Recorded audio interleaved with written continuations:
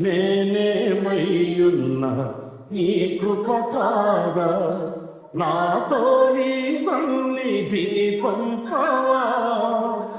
ప్రతికూలతలు శృతి మించినను, సంధ్యాకాంతులు నిదురుచినను, తొలి వెలుగు నీవై ఉదయించినాపై నడిపించినది నీవయ్యా.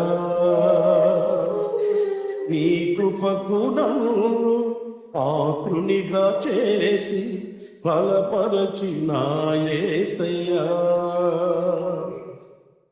జీవ ప్రదాతవు నన్ను రూపించిన శిల్పివి నీవే ప్రభు. జీవన యాత్రలో అండగా నిలిచే తండ్రివి నీవే ప్రభు.